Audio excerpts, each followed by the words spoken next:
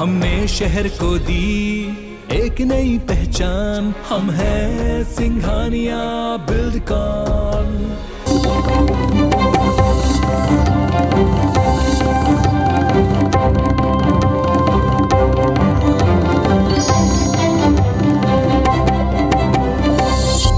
अब खबरें मध्य प्रदेश की। हटा के पटेरा में खुले बोरवेल में गिरा मासूम जिंदगी की जंग हार गया। रेस्क्यू के बाद निकाले गए प्रियांश को बेहोशी की हालत में अस्पताल ले जाया गया, जहां डॉक्टरों ने उसे मृत घोषित कर दिया। बता दें कि प्रियांश बरखेड़ा वैश्य गांव में खेलते समय खुले बोरवेल में गिर गया था, जिसकी जानकारी मिलते ही प्रशासन मौके पर पहुंचकर बच्चे को बचाने के लिए रेस्क्यू ऑपरेशन किया। करीब 4 घंटे चले रेस्क्यू ऑपरेशन के बाद बच्चे को बेहोशी की हालत में बाहर निकाला गया, जिसके बाद उसे पटेरा स्वास्थ्य केंद्र में परीक्षण के लिए ले जाया गया, जहां डॉक्टरों ने बच्चे को मृत घोषित कर दिया। बीएमओ अशोक बरोनिया का कहना है कि संभवतः बोरवेल से निकाले जाने के करीब 2 घंटे पहले ही बच्चे की मौत हो गई थी।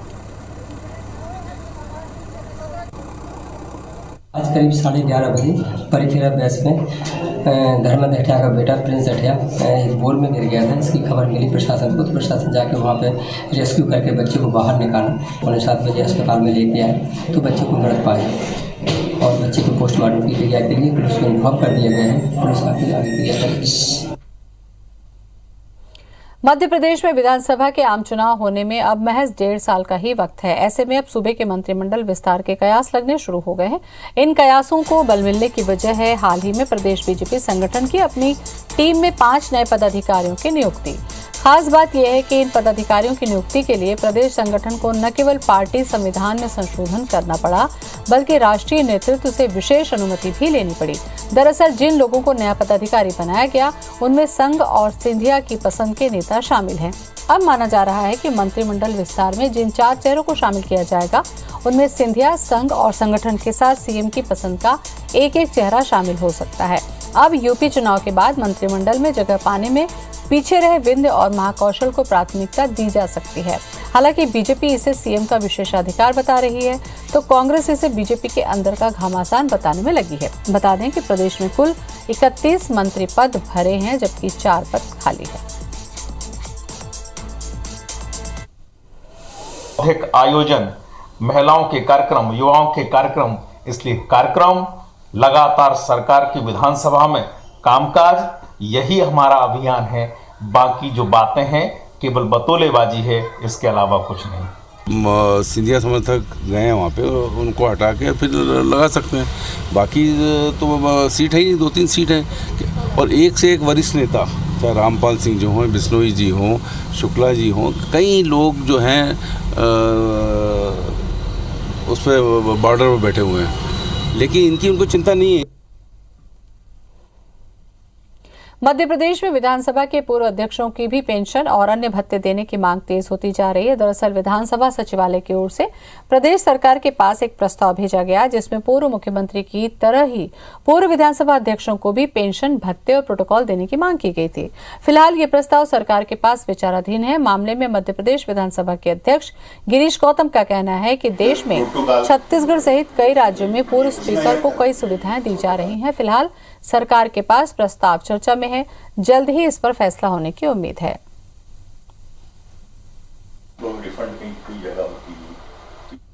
ये पत्र गया है यहाँ से, पूर्व विधानसभा अध्यक्षों को भी प्रोटोकॉल मिले, तो अभी कुछ नहीं है, तो इसके लिए सरकार के स्तर पर चला गया, कार्रवाई हो रही। पत्र भी यहाँ से गया है और ये हुआ कि पूर्व विधायक कई प्रांतों ने दे के रखा, तो उसी प्रांत की तरह यहाँ भी दे दें। बड़ा प्रांत हमारा है, वो जनसंख्या ज़्यादा है, ये पत्र गया, सरकार विचार कर रही है उसमें। मध्य प्रदेश में पुरानी पेंशन स्कीम फिर से लागू करने के लिए कर्मचारियों ने मोर्चा खोल दिया है। कर्मचारियों की इस मांग ने सरकार की टेंशन बढ़ा दी है।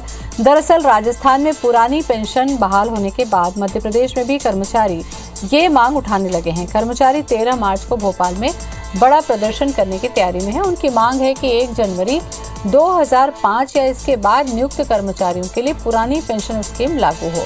नई पेंशन स्कीम ठीक नहीं है।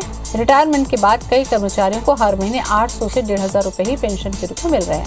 कर्मचारियों की मांगों का कांग्रेस नेता पीसी शर्मा और गोविंद सिंह ने समर्थन करते हुए पेंशन बहाल करने की मांग की है। उधर बीजेपी विधायक नारायण त्रिपाठी ने भी चिट्ठी लिखकर सरकार से पुरानी पेंशन लागू करने की मांग की है। वहीं बीजेपी का कहना है कि कर्मचारियों को धोखा देने वाली कांग्रेस को हक नहीं है कि वो कर्मचारियों के हितों की बात करे।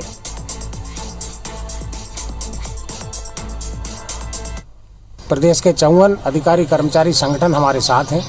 पुरानी पेंशन बहाली को लेकर जो 2005 से बंद है, उससे 3 लाख कर्मचारी अधिकारी प्रभावित हैं और राजस्थान सरकार की तर्ज पर मध्य प्रदेश सरकार को भी पुरानी पेंशन बहाली करना चाहिए। 2005 के पहले की जो पेंशन है वो कर्मचारी परिवारों के कर्मचारियों के हितों में बहाल होना चाहिए। कांग्रेस की राजस्थान की सरकार ने, गहलोत जी मुख्यमंत्री जी ने उसको बहाल कर दिया है। उसी तर्ज पर मध्य प्रदेश की भाजपा सरकार और मध्य प्रदेश के मुख्यमंत्री शिवराज जी इसको बहाल करें। मध्य प्रदेश की भारतीय जनता पार्टी की सरकार मुख्यमंत्री शिवराज जी के नेतृत्व में न केवल कर्मचारियों की आकांक्षाओं और अपेक्षाओं की पूर्ति करती रही है, बल्कि मध्य प्रदेश के विकास में कर्मचारी अपना अहम योगदान भी दे रहे हैं। मुझे लगता है कांग्रेस को किसी भी तरह से हक नहीं बनता कि वो इस प्रकार के भरमाने और भटकाने की बात करे। मैंने मध्य प्रदेश सरकार के मुख्यमंत्री से मांग की है और संकल्प के माध्यम से विधानसभा में प्रस्तुत करके आ रहे हैं। आज हमने विधानसभा में प्रश्न लगाया है कि सदन में इस बात की चर्चा कराएं।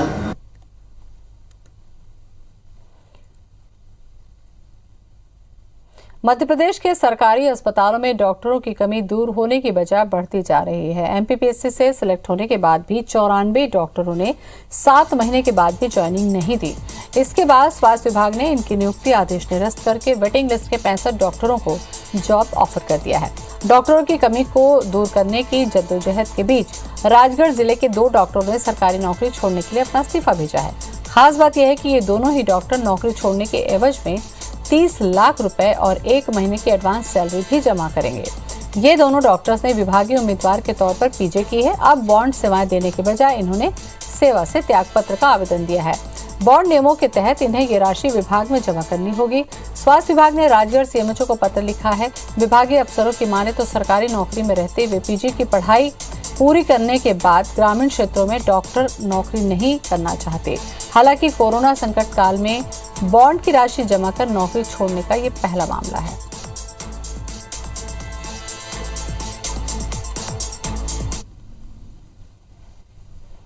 कोरोना काल से सबक लेकर मध्य प्रदेश का स्वास्थ्य विभाग सुविधाओं को बढ़ाने की लगातार कवायद कर रहा है, जिसमें ज्यादा ध्यान छोटे क्लिनिक्स पर दिया जा रहा है, क्योंकि कोरोना काल में संजीवनी क्लिनिक्स और फीवर क्लिनिक्स कोरोना के सैंपल कलेक्शन और दवाओं के वितरण में काफी मददगार साबित हुए।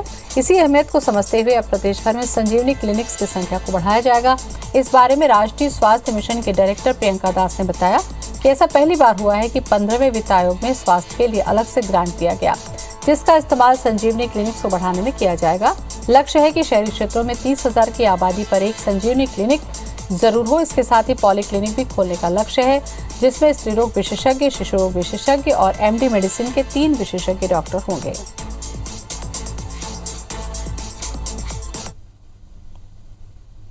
आप सबको बताते हुए खुशी है कि 15वें वित्त आयोग में पहली बार हेल्थ ग्रांट या स्वास्थ्य विभाग के लिए ग्रांट आया है। उसके तहत जो है शहरी क्षेत्रों में हम लोग अपने जो अर्बन संस्थाएं हैं संजीवनी क्लिनिक को बढ़ा रहे हैं। इस साल जो है 190 नए पॉली क्लिनिक बनेंगे। पॉली क्लिनिक वैसी संस्थाएं होंगी जहां पे 3 विशेषज्ञों की सेवाएं मिलेंगी। गायनेकोलॉजिस्ट होंगे, पीडियाट्रिशियन होंगे और एमडी मेडिसिन होंगे। मध्य प्रदेश में अवैध कब्जे के मामले आपने कई सुने और देखे होंगे। एक बार फिर अफसरों की कारगुजारी उजागर हुई है। नगर निगम के अफसरों ने मिलीभगत करके सरकारी जमीन को निजी बता दिया, जिसमें शहर के चौराहे का चौड़ीकरण रुकने के साथ चौराहे पर लगने वाली प्रतिमा का काम भी अटक गया। आखिर क्या है पूरा मामला, देखिए रिपोर्ट। सरकारी कर्मचारियों की लापरवाही के किस्से तो आपने खूब सुने होंगे और उनकी लापरवाही से होने वाली परेशानी को देखा और महसूस भी किया होगा। एक बार फिर सागर में अफसरों की कारगुजारी विवादों में है। दरअसल सागर में पहले से ही बीजेपी के प्रत्यय पुरुष दीनदयाल उपाध्याय के नाम पर शॉपिंग कॉम्प्लेक्स और अटल पार्क निर्माण में हुए भ्रष्टाचार की जांच चल रही है। अब तीली इलाके में भी श्यामा प्रसाद मुखर्जी के नाम पर प्रस्तावित चौराहे और मुखर्जी की प्रतिमा स्थल की सरकारी जमीन पर भूमाफियाओं के कब्जे का मामला उजागर हुआ है। बताया जा रहा है कि जहाँ चौराहा है और मुखर्जी की प्रतिमा लगनी है, उसके पास के पेट्रोल पंप मालिक ने नगर निगम के अफसरों के साथ मिली भगत कर सरकारी जमीन पर मालिकाना हक पा लिया है, जिससे चौराहे पर प्रतिमा लगने का काम और चौराहे के चौड़ीकरण का काम अटक गया है। हद तो तब हो गई जब नगर निगम के जिम्मेदारों ने भूमाफियाओं को क्लीन चिट दे दी। मामले में वर्तमान सांसद राज बहादुर सिंह का कहना है कि ये सरकारी जमीन है।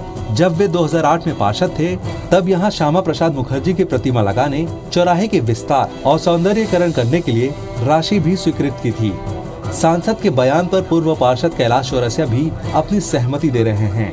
हाँ, उस पर पैसा भी खर्च हुआ है। हमें लगता है कि यदि आप थोड़ा सा प्रयास करेंगे तो उसमें कुछ, हमें ऐसा याद है कि 3-4 लाख रुपए की उस जगह पे फिलिंग भी कराई थी नगर निगम ने। राशि जारी हुई थी और उससे कुछ काम भी हुआ, लेकिन वो पूरा नहीं हो पाया। मूर्ति वगैरह लगने का या और जो सौंदर्यकरण जो आसपास जो उनका काम होना था वो नहीं हो पाया। सीमांकन वगैरह करके उस समय वो कुछ रिटेनिंग वाल वगैरह बनाई गई थी, समतलीकरण किया गया था। श्यामा प्रसाद मुखर्जी चौराहे और प्रतिमा के लिए 8,39,000 रुपए स्वीकृत होने और 3,64,000 रुपए खर्च होने का प्रमाण IBC24 के हाथ लगे हैं।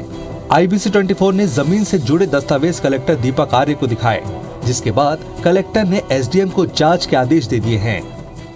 क्योंकि ये शिकायतें पहले भी हैं और देखने से भी लगा कि ये भूमि शासकीय होनी चाहिए, लेकिन जब ये इसकी जांच की गई तो प्रथम दृष्टया और रिकॉर्ड के अनुसार ये जमीन शासकीय प्राइवेट व्यक्ति के नाम से ही उसे मिली है। लेकिन चूंकि जैसा बताया जा रहा है कि ये पहले शासकीय भूमि थी, तो इस संबंध में एक जांच करवाई जाएगी। भूमि पर अवैध कब्जे की लिखित शिकायत भी सागर नगर निगम में की गई, लेकिन राजस्व रिकॉर्ड में हेराफेरी कर इस जमीन का मालिक पेट्रोल पंप के मालिक को बताकर शिकायत का निराकरण कर दिया गया। मामले में नगरीय प्रशासन मंत्री भूपेंद्र सिंह का कहना है कि जांच रिपोर्ट आने के बाद जमीन सरकारी सबूत हुई तो कब्जे हटाने के साथ ही भूमाफिया पर सख्त कार्रवाई की जाएगी। जांच रिपोर्ट आने के बाद अगर वहाँ पर पहले से मूर्ति दस्तावेज है और किसी का कब्जा है तो उसमें कब्जा भी हटाया जाएगा, मूर्ति भी लगाएगा। IBC24 ऐसे मामले पहले भी उजागर करता रहा है। अब ये मामला मंत्री भूपेंद्र सिंह की जानकारी में भी आ चुका है।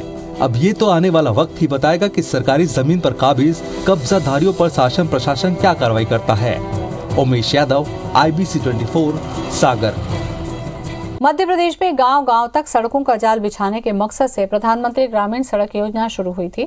शुरुआती दौर में पीएम ग्रामीण सड़क योजना के तहत बनाई जाने वाली कई सड़कें आज भी ऐसी हैं जिन्हें मरम्मत की जरूरत नहीं है, लेकिन जबलपुर में प्रधानमंत्री ग्रामीण सड़क योजना के तहत बनने वाली सड़कें महज 3 महीने में ही उखड़ने लगी। नियमों के मुताबिक सड़क निर्माण के दौरान 20 mm डामर का काम होना चाहिए, लेकिन BT रिन्यूअल का काम भी ढंग से नहीं किया जा रहा। हालत यह है कि अधिकारी सड़क निर्माण के दौरान मौके पर निरीक्षण भी नहीं कर रहे। हालांकि प्रधानमंत्री सड़क योजना की अधिकारी प्रतिभा मिश्रा का कहना है कि नियम के मुताबिक सड़क का निर्माण कराया जाएगा और यदि ठेका कंपनी निर्माण में नियम का पालन नहीं करती है तो पूरी सड़क को उखड़वाकर दोबारा बनवाया जाएगा। शिकायत आ रही है कि कोई थिकनेस कम पाई जा रही है या क्वालिटी में कोई कमी है, तो उसको तो हम सुधारेंगे पूरी तरह से। उसको तो उखाड़ के सुधारा जाएगा यदि कोई कमी पाई गई है उसमें। ठेकेदारों को पूरी तरह से हिदायत है कि आप क्वालिटी में ही काम करेंगे। यदि क्वालिटी में किसी तरह की गड़बड़ी या कॉम्प्रोमाइज़ किया गया है तो वो उनको पूरी तरह से उखाड़ के दोबारा ही करना पड़ेगा। खंडवा जिले के आदिवासी विकासखंड खालवा में वनवासी लड़की को लव जिहाद में फंसाने का तीसरा मामला सामने आया। इस घटना के बाद स्थानीय संगठनों ने खालवा बंद कर ऐलान आरोपी को जल्द ही गिरफ्तार करने के लिए ज्ञापन सौंपा। खालवा नगर में कई संगठनों ने पैदल मार्च कर शहर बंद करने का आग्रह किया, जिसका काफी असर भी नजर आया।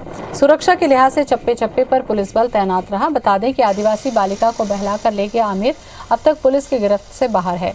प्रशासन ने माफिया अभियान के तहत आरोपी आमिर के अतिक्रमण कर बनी 10 दुकानों को जमींदोज कर दिया। SDM, SDOP सहित स्थानीय प्रशासन के आला अधिकारी भी मौजूद रहे। क्षेत्र में आदिवासी युवतियों के साथ लव जिहाद के मामले लगातार बढ़ रहे हैं। पुलिस ने इस तरह के कई मामलों में तुरंत केस भी दर्ज किया, लेकिन घटनाओं में कमी नहीं आ रही।